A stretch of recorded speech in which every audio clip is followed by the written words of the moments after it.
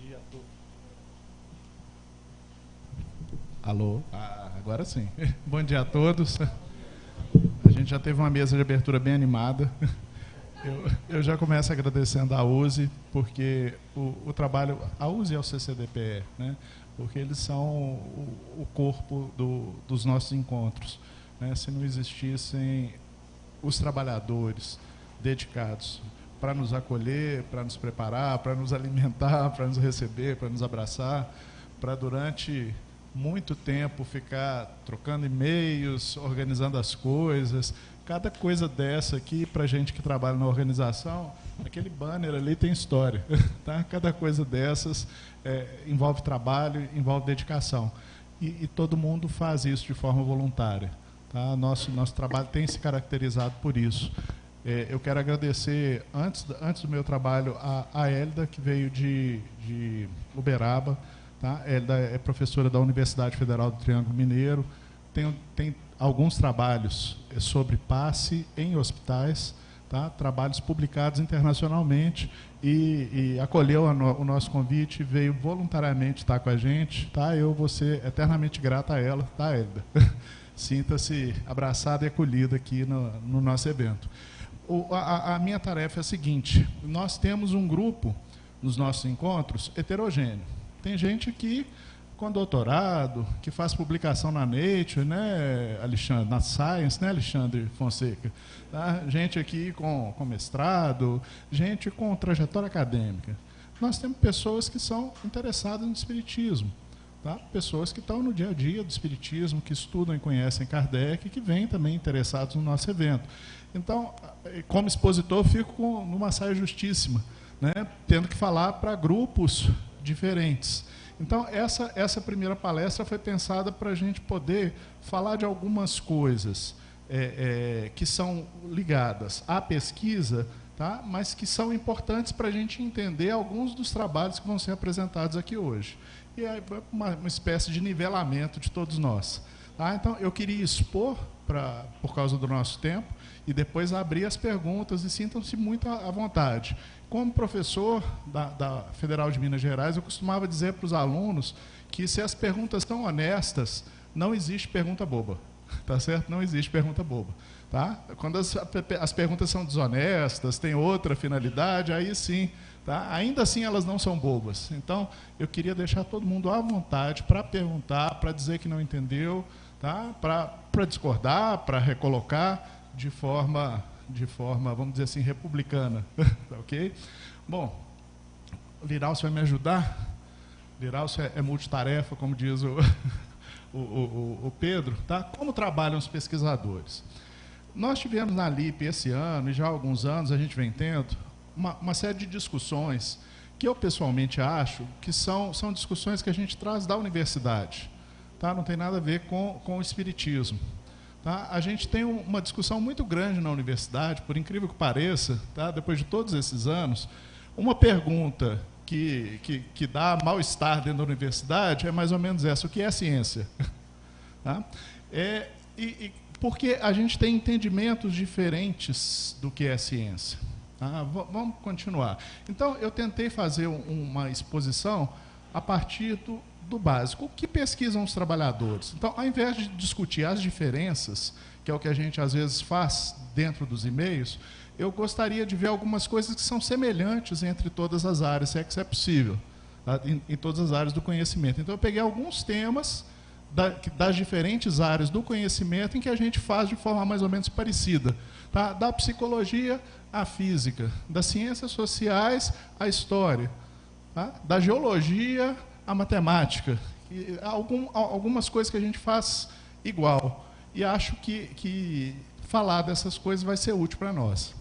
Eu resolvi começar com Kardec. Alguém fez um comentário ao longo do ano, tá? Que a gente tem falado pouco de Kardec. Não é que a gente tem falado pouco de Kardec, é que a gente se preocupa em fazer um encontro, como o Marco levantou, como a mesa de abertura bem levantou, tentando tratar da fronteira entre o espiritismo, as questões espíritas, e as questões que são estudadas pelas universidades, pela academia, tá? As questões que são consideradas conhecimento por essas instituições. A gente faz isso aqui porque a gente tem a oportunidade de discutir Kardec, de discutir Jesus, de discutir outros temas do Espiritismo em muitos e muitos eventos do movimento espírita. E é difícil a gente reunir pessoas para fazer esse tipo de trabalho que é um pouco árido. Por isso é que a gente vem fazendo aqui.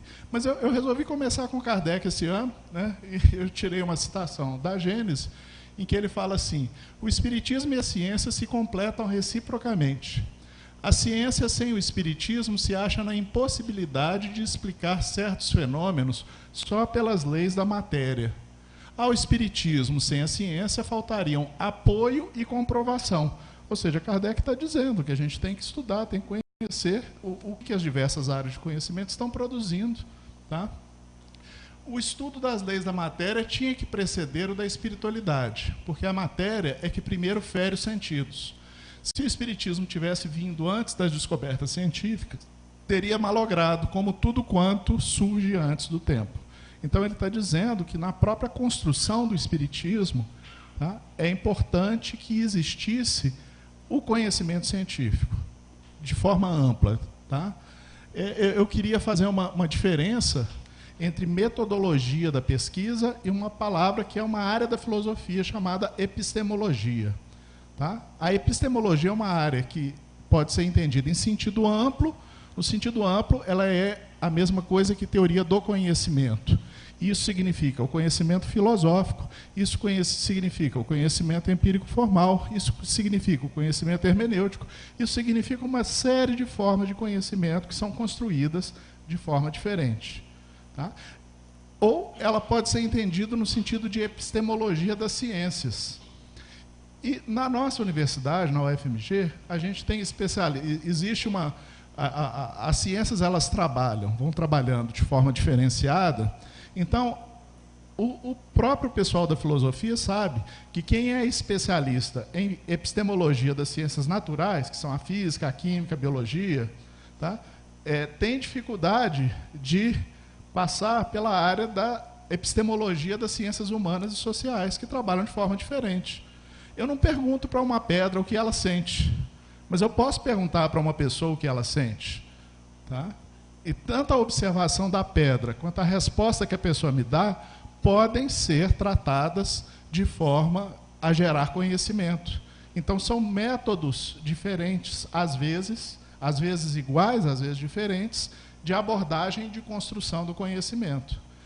Na epistemologia, como é uma área da filosofia, a gente vai tendo construções. Os físicos trabalham assim.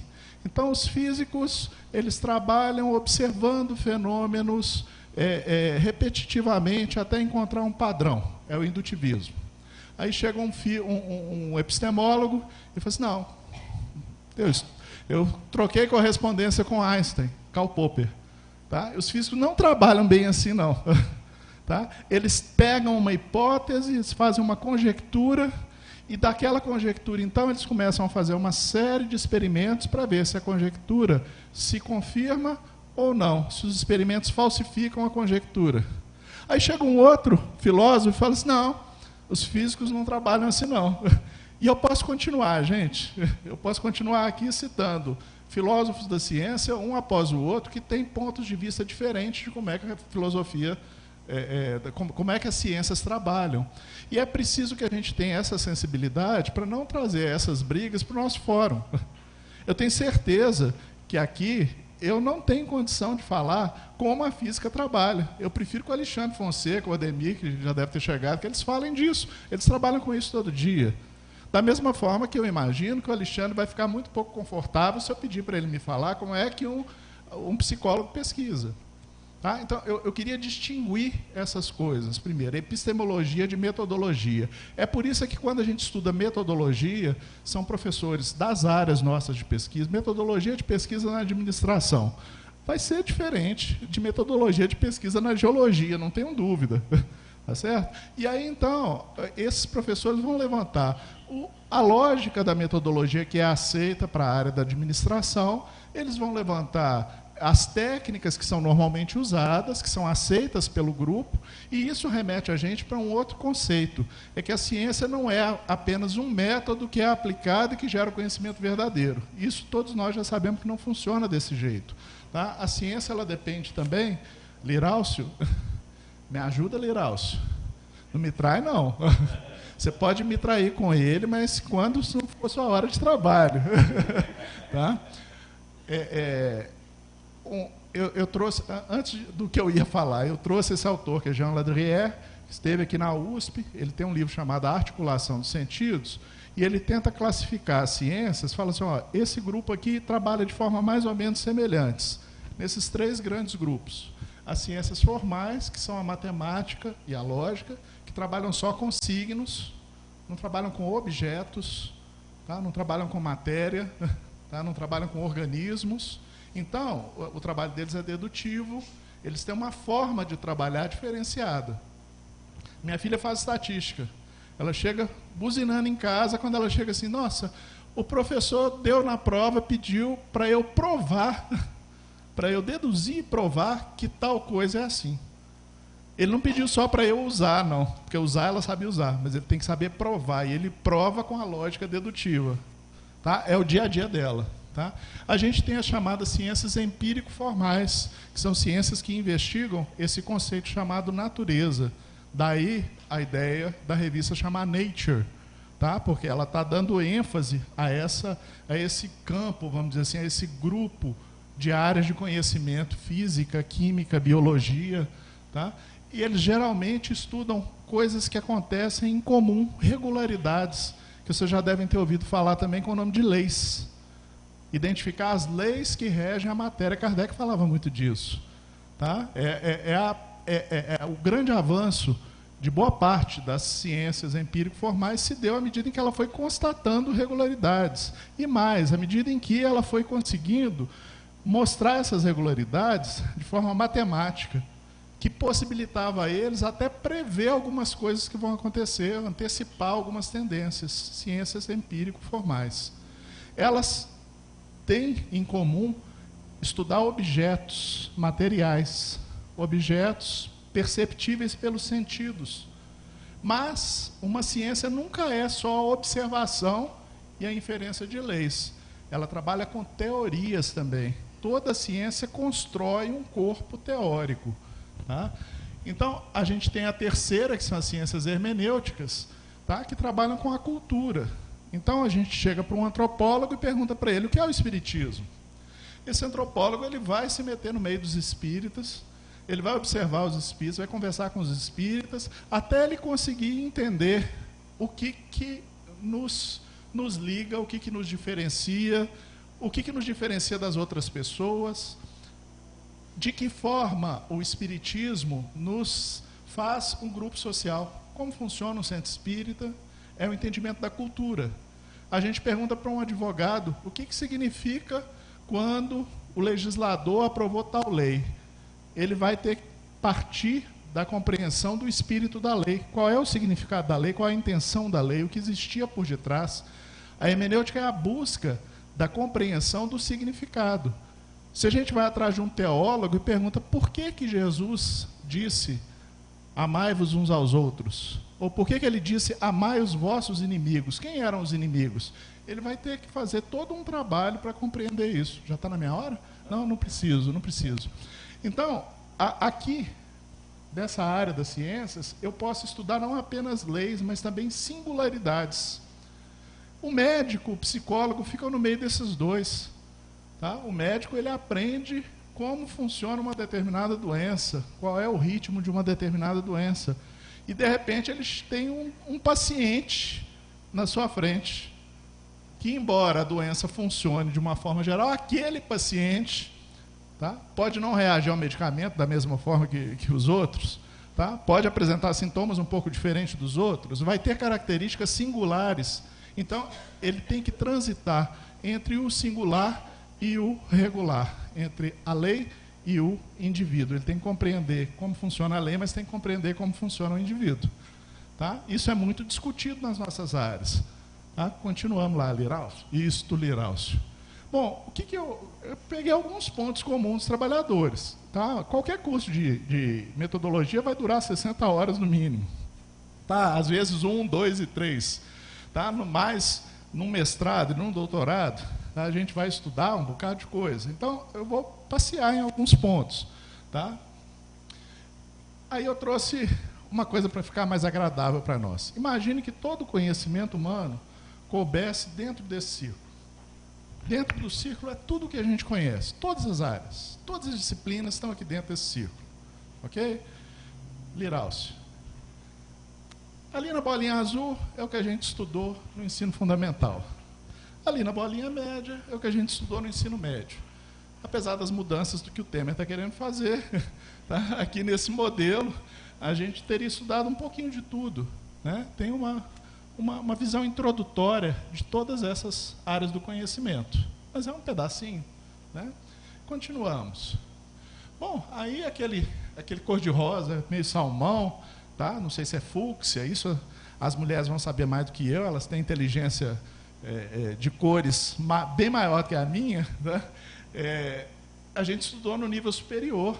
Vocês viram que ali mudou porque a gente estudou um pouco mais de uma determinada área. O médico estudou medicina, o psicólogo estudou psicologia, o engenheiro estudou engenharia, tá?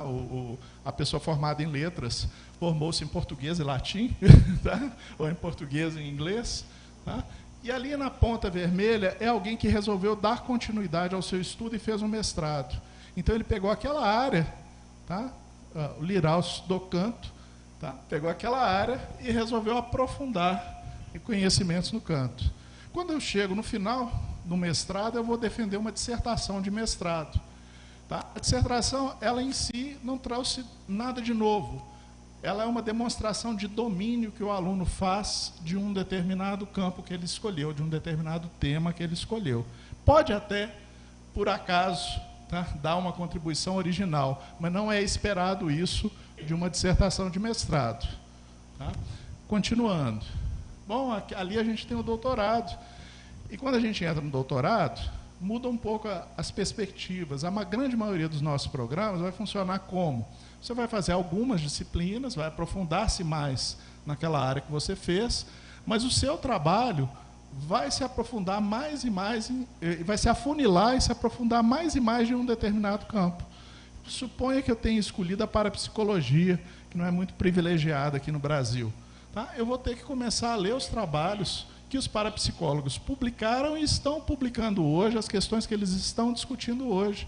Então, é todo um esforço e tempo dedicado à pesquisa e ao conhecimento de um ponto que vai ficando mais e mais e mais afunilado dentro daquele grande círculo de conhecimentos. Tá? Isso é indispensável para eu poder escrever uma tese de doutorado, Lirauce. Chega uma hora em que eu estou estudando e que eu pergunto, mas e isso? Eu poderia ter feito essa pergunta lá no primário. A mesma pergunta. Mas eu não teria a bagagem de conhecimentos, eu não saberia o que as outras pessoas sabem e já estudaram para responder. Uma vez um aluno me fez uma pergunta em sala. Tá? E eu falei, sua pergunta é boa. E aí eu fiz um trabalho de pesquisa em cima da pergunta, chamei um outro aluno, trabalhamos junto, apresentamos no Ampad e ganhamos o prêmio. Melhor trabalho da administração pública. Aí meus alunos falaram assim, mas e o que fez a pergunta? Eu falei, foi muito inteligente, mas ele não respondeu. Ele só fez a pergunta. Quem teve todo o trabalho para responder de forma convincente fui eu e o outro, por isso é que a gente ganhou o prêmio. Então não basta a gente fazer uma pergunta boa, é preciso a gente ter uma bagagem capaz de dialogar com quem vem pesquisando naquela determinada área para a gente poder obter uma resposta que seja convincente. Resposta plena, aceitação total, não existe em área nenhuma, gente. Nem Jesus conseguiu, não é a gente que vai conseguir. Tá? Eu vi pessoas se afastando do espiritismo porque têm dúvidas, acho que não deveriam ter nem entrado. Porque se a gente conseguisse responder todas as dúvidas na concepção espírita, nós não estaríamos aqui nesse planeta, nós não estaríamos aqui reunidos. Tá? A gente não tem a solução para todos os problemas e a resposta para todas as dúvidas. Tá? Mas a gente tem uma atitude de ir em encontro, de tentar buscar, de tentar resolver. Tá? Esse tem sido a nossa grande base, a nossa grande busca. É um percurso, é uma busca. Ser espírita é uma busca, não é um atingimento de um estado pleno. Tá? Nós não atingimos nenhum estado pleno. E aí vocês estão vendo aquela pontinha ali? Aquela pontinha ali significa que esse pesquisador descobriu um limite do conhecimento que existe, tem uma pergunta e pode tentar organizar uma pesquisa para responder essa pergunta. Ok? E aí, então, Liraucio, quando ele consegue responder essa pergunta, convencer uma banca com 5 pessoas, especialistas, tá? que vão avaliar não é só o que ele respondeu, mas se ele tem background para o que ele fez, se o que ele fez está coerente ou consistente ou não, de ouvir 1 milhão de críticas. Alguns programas ainda exigem que você publique, ou seja, depois de enfrentar a banca, você ainda vai enfrentar um corpo de pareceristas de uma revista que não te conhece, não sabem quem você é, para a gente não ter problemas pessoais misturados com problemas em avaliação de conhecimento. Aí sim a pessoa ganha um título de PhD. PhD é só isso, gente. No Brasil, quando a gente fala doutor, as pessoas ficam incomodadas, porque a gente tem uma cultura em que advogado é chamado de doutor, médico é chamado de doutor. Então, doutor é um lugar de poder. Tá? Para a universidade, não. Doutor é só uma marca de saber. E vocês estão vendo que é um saber bem pequenininho, né? Olha aqui o PhD, passa aí para nós, Liraucio. Olha lá o que o PhD fez e olha lá o que se sabe. Tá? Então, aquela imagem de que o doutor da universidade sabe tudo, pelo contrário, dentro da universidade a gente sabe que o doutor é doutor no campo dele. Um doutor que está ali, ele pode não poder ocupar uma cadeira de ensino de uma área que está ali do lado, porque ele não entende nada do que está ali do lado. Ok, gente? Eu queria deixar isso claro. Isso não é para desvalorizar os PhDs. Vocês estão vendo todo o trabalho que a pessoa teve para poder chegar até o PhD. Mas é para a gente não idealizar os PhDs. Tá? Nós não devemos idealizar os PhDs. Então, eu tenho certeza que o Alexandre sabe muita coisa de grafeno. Eu não sei nem o que é grafeno, Alexandre. Ah, você tem coisa publicada, você entende. Eu não sei nem o que significa a palavra. Tá? Mas eu imagino que se eu chegar para ele e falar para ele de qualquer coisa da área de psicologia analítica, ele vai ficar boiando. Ele já fez assim com a mão lá. Tá? Se eu começar a perguntar para ele sobre sombra, tá? Ele não estudou isso. Como é que ele vai falar sobre isso? Então, isso é algo da universidade que a gente devia copiar. Tá? Nós espíritas temos que tomar muito cuidado com o que a gente fala, para que a gente não comece a falar sobre coisas que a gente não entende. Uma frase muito importante para todos nós dentro do centro espírita deve ser: eu não sei. Se você é bom expositor, você deve ser capaz de falar eu não sei, quando realmente você não souber. Tá? Isso tem nos criado muitos problemas. Isso cria problemas na universidade. Se eu, que sou psicólogo, começo a fazer uma hipótese que envolve conhecimento físico, e o Alexandre, que é físico, vê que eu não domino a física, a minha hipótese vai ser só uma especulação. É assim que ele vai entender. Isso não é conhecimento, isso não é ciência. Se nós começarmos a especular as coisas acreditando que a gente está fazendo ciência, não estamos fazendo ciência. Porque ciência não é meramente especulação. Eu preciso ter uma fundamentação lógica, eu preciso ter uma fundamentação empírica, eu preciso ter evidências. Sempre, dentro da universidade, alguém vai te perguntar como esse conhecimento foi construído, para eu ver se eu aceito ou não. Já pensaram se os médicos resolvessem aceitar qualquer coisa? Alguém chega lá no Facebook, com I no final, e diz assim: olha, usa a folha tal para poder tratar tal doença. E o médico incorporasse isso para a prática dele. Tá? Quem que iria confiar nesse médico? O que vocês esperam de um médico? Vocês esperam que o médico seja capaz de triar. Surgiu um remédio novo. Esse remédio realmente é bom? Esse remédio realmente atende? Eu posso incorporar esse remédio à minha prática clínica? É uma pergunta que o médico vai se fazer. Esse remédio se aplica a todos? Esse remédio é superior ao outro? E o médico ainda tem a questão: esse tratamento, o custo desse tratamento justifica fazer um outro tratamento com outro remédio, cujo custo é bem mais acessível e menor? Certo? Vamos lá, Liraucio. Tá? Então, a segunda coisa que eu queria falar da ciência que é isso, é que é um trabalho coletivo. Não é um trabalho meramente individual. Nós temos uma cultura no Brasil de valorizar grandes pessoas. O Santos Dumont. Gente, o Santos Dumont não teria existido, seguramente, se não tivessem havido os estudos sobre os balões. Tá? Sobre como se voa com objetos mais leves que o ar. O Santos Dumont ele é fruto de uma série de conhecimentos que outras pessoas desconhecidas criaram até que ele surgisse. Tá? Então, o que a gente faz, a imagem que às vezes os pesquisadores dizem, o que a gente faz é colocar um tijolo nessa parede chamada ciência. É dar uma pequena contribuição. E a gente não faz essa contribuição sem a contribuição dos outros. E a gente não faz sozinho, porque eu posso errar. O Alexandre pode fazer lá uma equação daquelas milionárias dele, daquelas que ele gasta 2 dias pensando e trabalhando com números, e ter cometido um erro no meio. Então, ele precisa colocar isso na mão dos outros. E ele, por uma questão de reputação, ele vai querer ouvir crítica. Claro que ele vai querer ouvir crítica de quem sabe, de quem pode contribuir com o trabalho dele. Não vai querer ouvir crítica de quem não sabe. E vai falar assim, eu acho que isso aqui está feio. Isso ele não quer ouvir. É perda de tempo para ele. Tá? Então, todo mundo que trabalha com conhecimento quer ouvir crítica, mas crítica fundamentada. E o Liraucio está falando que acabou o tempo. Tá? Então, a ciência é um trabalho coletivo, as pessoas trabalham com áreas e questões semelhantes, participam. A crítica é uma prática comum. Hoje existe até uma antropologia do conhecimento. Tá? Passa, Liraucio. Eles publicam, os cientistas publicam seus trabalhos em pesquisas, em revistas que vão ser lidas por pessoas da mesma área. Não são revistas para o grande público. Cientistas não querem uma sala cheia de pessoas que não entendem. Eles preferem um grupo pequeno de pessoas que entendem o que ele está fazendo. Porque ele estudou tanto tempo que poucas pessoas estão trabalhando ou sabem aquilo com que ele está mexendo, se ele realmente fez um mestrado, um doutorado sérios. Tá? E tenta-se evitar os problemas interpessoais. Não é interesse para a ciência as brigas, embora existem, porque os cientistas, a gente, pela observação, sabe que eles costumam ter um ego grande. Né? Se o espaço deles fosse medido pelo ego, tá? Aqui nessa sala não caberia 2 ou 3. Tá? É meio complicado. Tá? Mas a gente tenta, de todo jeito, evitar que os problemas de ego, de vaidade, de personalidade atrapalhem a produção do conhecimento. Tá? Vamos lá, Liraucio. Me ajuda aí.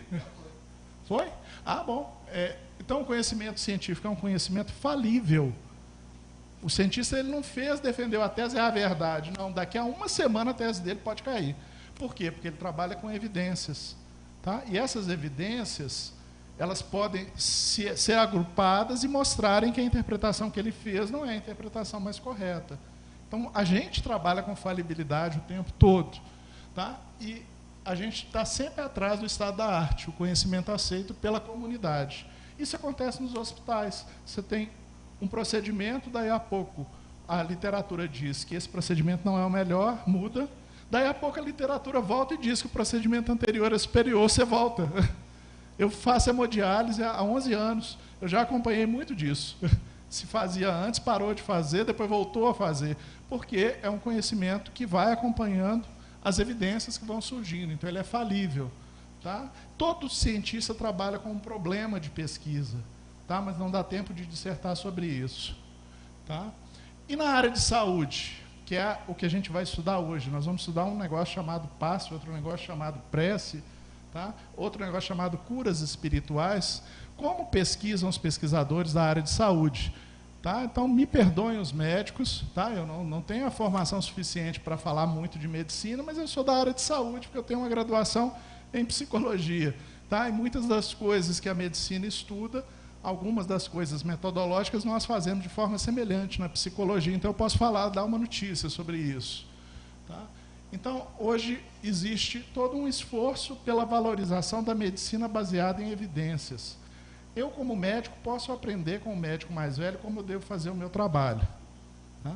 Mas seria importante que as minhas decisões e o meu avanço não se baseassem só na experiência do médico mais antigo. Tá? Que elas se baseassem em evidências. que são informações trabalhadas cientificamente, são informações construídas cientificamente. Tá? Liraucio.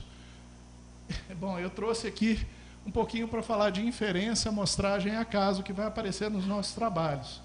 Tá? Os médicos nunca conseguem estudar uma população inteira, é muito raro você conseguir estudar uma população inteira. Todos os tuberculosos de São Paulo, é difícil de estudar, então eles trabalham com amostra. E a lógica da amostra, ela funciona como mais ou menos ali. Imagina que todos esses pontinhos são a população. Tá? Os azuizinhos ficaram saudáveis depois de um tratamento e os verdinhos ali morreram. Então o tratamento atinge a grande parte dessa população. Mas se eu for trabalhar com a amostra, eu corro o risco de pegar a amostra 1. E se eu estudar aquelas pessoas e achar que aquelas pessoas representam a população, a que conclusão que eu vou chegar sobre o tratamento? Que o tratamento é horrível. Mas vocês estão vendo que o tratamento não é horrível, porque vocês viram a população como um todo. Mas nos estudos a gente só consegue ver a amostra. Se eu pegar a amostra 3, qual a conclusão que eu vou chegar sobre o tratamento? Que ele é perfeito, que salva todo mundo, que não morre ninguém. A melhor amostra para representar essa população talvez fosse aquela amostra 2 ali, ó, que salva a maioria das pessoas, mas tem algum óbito. Então, a inferência estatística é isso. Como que eu faço para escolher uma amostra que tenha grande probabilidade de representar a população? É para isso que existe. E os estatísticos dizem assim, se cada uma dessas pessoas tiver igual oportunidade de entrar na amostra e eu sortear o acaso, em cada 100 amostras eu vou conseguir 99 amostra 2. Mas eu ainda assim corro o risco de pegar uma amostra 1 ou uma amostra 3, que não me dão uma informação melhor do quadro da população. Tá? É 1 em 100. Então, os estatísticos nos ensinaram a reduzir o erro disso. Por isso, então, isso é que é aleatoriedade. É todo mundo ter a igual probabilidade de ser escolhido dentro de uma amostra. Ok? Continuamos, Liraucio. O grande ensaio, a grande forma de pesquisa que os médicos valorizam muito é esse ensaio clínico randomizado. Oh, meu Deus do céu, é o nome. Tá? Ensaio é um estudo clínico, porque ele vai discutir alguma coisa, um tratamento, tá? Um medicamento, uma forma de intervenção na psicologia ou na enfermagem. Tá? Alguma coisa que é feita com as pessoas e o que acontece com elas. Então, esse é o melhor estudo para fazer. Você tem uma população e escolhe uma amostra de doentes. Você cria um grupo de controle, esse aqui está em português de Portugal, e cria um grupo experimental. Para o grupo experimental, você dá o remédio. Para o grupo de controle, você não dá. Quem passar do tratamento, quem melhorou e quem não melhorou. Eu vou comparar o resultado do grupo de controle com o do grupo experimental. Se o grupo experimental tiver 10 e 9 tiverem melhorado e 1 não, e o grupo de controle tiver 10 e 1 tiver melhorado e 9 não, a que conclusão eu chego? Que o remédio é eficaz. Tá? Eu tenho, se a amostra for bem construída, se isso for bem feito, esse é um estudo que dá muita segurança ao médico. Se não houver desonestidade por parte do pesquisador, tá? Isso é um estudo que dá muita segurança por parte ao médico. Há outras formas de estudo. Vai lá, Liraucio. Mas eu não vou falar delas. É você pegar, por exemplo, pega essa coorte retrospectiva, você pega todo mundo que tem uma doença e começa a entrevistar para ver quem que foi exposto ao que eu acho que criou a doença e quem que não foi exposto. Eu posso achar uma diferença grande e falar assim, olha, o uso de cigarro está associado ao câncer de pulmão, com base nesse tipo de estudo. Mas ele não dá tanta certeza ao médico quanto a outra forma de estudar. Ok? E vocês viram, volta 2, Liraucio, mesmo fazendo isso, volta mais 1, eu corro o risco de ter saído da amostra 1 ou a amostra 3 no meu estudo clínico randomizado. Então, apesar de eu ter tido um resultado bom, eu dei o azar de pegar um 1% que eu não deveria ter pego. Então, o que o pessoal da medicina faz? Replica o estudo. Um outro pesquisador, num outro lugar, faz o mesmo estudo. Passa para frente, Liraucio. Volta. Desse aqui. Aí eu fiz isso nos Estados Unidos. Aí um sujeito fez aqui no Brasil. Aí, igual o estudo de pressa que eu li ontem. Eles fizeram no Irã. um estudo de prece no Irã, uma universidade iraniana, publicado num periódico inglês. Tá? E obtém o mesmo resultado. Nossa, esse resultado é muito mais bem embasado. Isso levou os médicos, dois para frente, Liraucio. É a última coisa que eu tenho para vocês. Levou os médicos a isso aqui, tá? Que são chamados níveis de evidência e grau de recomendação dos estudos. Então, ter um estudo que é publicado numa revista, muito bom. Ter um estudo que é publicado numa revista e que usa uma metodologia considerada melhor, melhor ainda. Ter um estudo que é publicado numa revista, que usa uma metodologia melhor, que é replicado e que obtém os mesmos resultados, melhor ainda. Tá? Então, eles criaram esses níveis de evidência. Então, o nível de evidência mais lá embaixo é esse aqui. É a opinião especializada. Tá? É óbvio que se eu sou um cirurgião, eu vou aprender cirurgia com um cirurgião de 20 anos de experiência, com boa fama dentro do hospital. Ele não é conhecido como Dr. Morte pelos seus colegas. Então, com certeza, eu vou aprender muita coisa com ele. Eu devo levar em consideração o que ele está me falando. Com certeza, é indiscutível. Agora, isso não quer dizer que o cirurgião que fez a minha fístula falou assim, eu vou passar assim, assim, assim, como é que é o nome daquele fio que eles usam? O fio ao redor do vaso. E eu pensei aqui comigo, isso é a assinatura pessoal dele, que ele faz. Aí eu perguntei para ele, tem estudo sobre isso? Ele, não tem nenhum estudo. Eu falei, não, pode fazer. Por quê? Porque eu sei que ele já fez com um monte de gente e ele continua com boa reputação. Então eu sei que se não fizer bem, mal não vai fazer. Mas eu não sei se aquilo que ele fez faz bem, apesar dele ser um grande cirurgião. Percebe? Então, a gente vai além da opinião do especialista. A medicina, a área de saúde, discute séries de casos. Quando o médico pega uma doença muito diferente, ele relata o caso, como que ele tratou e o que foi que aconteceu. E como é algo que não é visto pelos colegas, isso é importante. Mas, com certeza, um caso que o médico tratou não é suficiente para tomar uma decisão se aquela é a melhor prática ou não é a melhor prática. Eu posso ter o nível 3, o grau de recomendação B, em que eu tenho aqueles estudos que a gente fez. São os estudos, aqueles segundos, que não deu muito tempo de eu falar sobre eles. Retrospectivos, prospectivos, em que não fica muito clara a causalidade.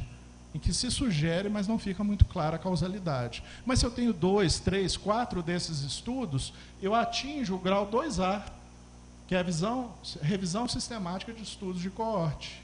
Eles vão encontrando a mesma coisa. Então, apesar de eu não ter clareza da causalidade, eles ajudam.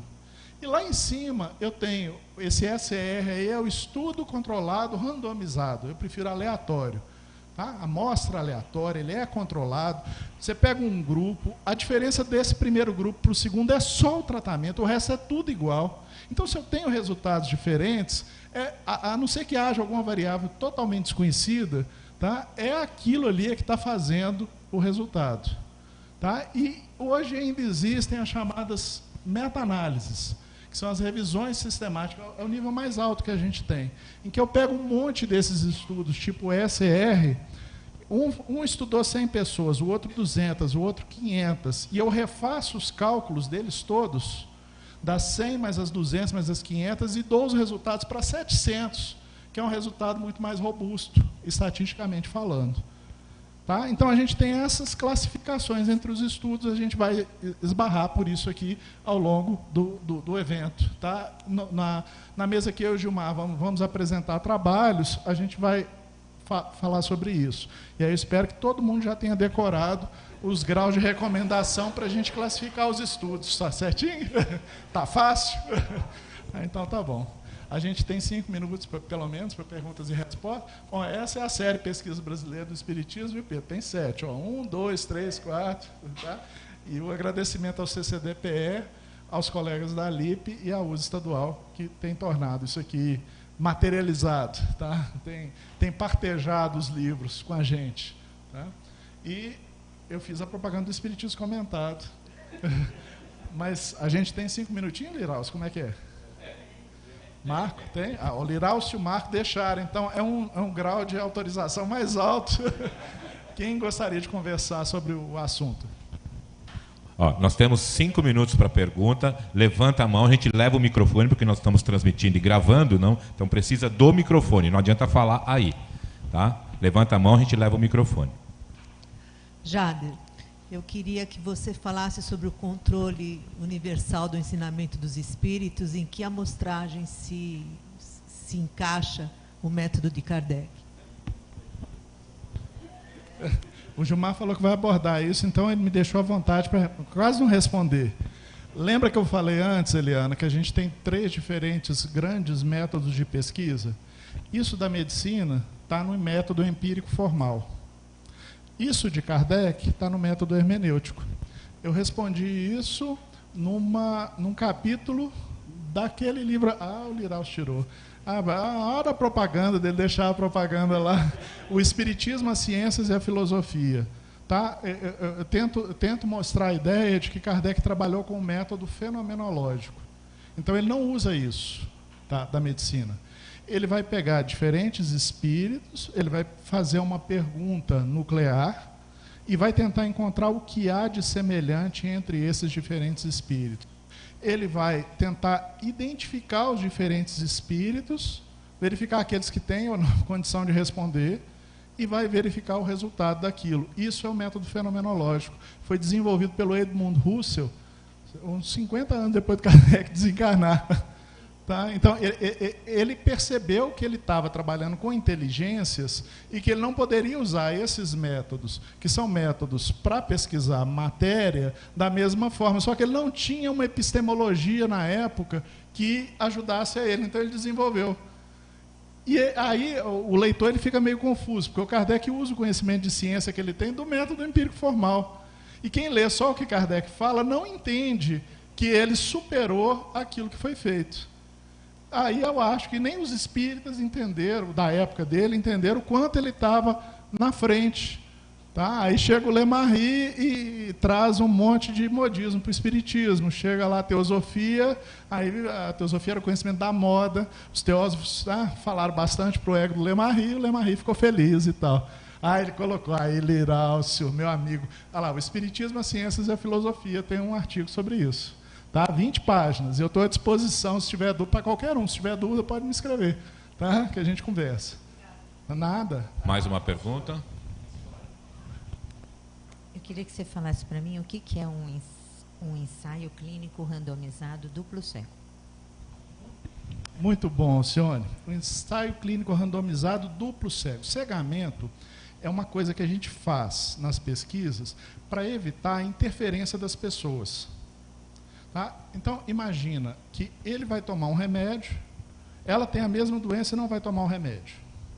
Tá? Então, primeiro, cegamento. Eles não vão saber quem toma e quem não toma o remédio. Eu dou uma pílula de farinha para ela, ela está tomando achando que é o remédio. Isso evita o efeito placebo. Tá? Isso é um estudo cego. Um estudo duplo cego. Quem vai avaliar se eles melhoraram ou não? Não sabe quem melhorou e quem não melhorou. Então, quem tomou e quem não tomou o remédio. Aí a enfermeira, lá do estudo lá dos iranianos, tá? Ela não sabe para quem foi feita oração e para quem não foi feita oração. Ela foi avaliar o nível de dor deles. Então, ela avalia o nível de dor dele, avalia o nível de dor dela e entrega os dados para o pesquisador. O pesquisador sabe. Aí ele compara e vê. Tá? Não, ele diminuiu bastante a dor. Ela não diminuiu a dor. O tratamento deve estar fazendo efeito. Não, isso não aconteceu. Então, esse remédio que ele está tomando não deve estar fazendo efeito. Ficou legal, duplo cego? É parecido com o que a gente chama de blind review no nosso trabalho aqui da LIP. A gente manda o trabalho que a pessoa submete para um parecerista. Blind é cego, tá? Revisão cega. E para 2 pareceristas. E eles não sabem quem escreveu. Às vezes a gente pode até fantasiar, mas a gente não tem certeza. Quem sabe é só o editor. Aí o editor recebe as respostas. Aí um fala, muito bom o trabalho, o outro fala, muito bom o trabalho, ele aprova. Agora, se um fala muito bom o trabalho, o outro fala muito ruim o trabalho, aí o pepino está na mão do editor. Geralmente ele manda para um terceiro, tá? Ele não se mete nessa discussão. Tá? É por isso que a gente não fica levantando, é fulano, é ciclano, é beltrano, nesse ponto de vista não. Ok? Só mais uma pergunta. Mais uma pergunta, gente. Aproveitem a oportunidade. Quem quer? Levanta a mão. Não, Foi então um tá professor bom. Então muito ficou bom. claro, Não ficou tudo. dúvida. Não precisa nada. Gente, muito obrigado. Obrigado, tá? Jader.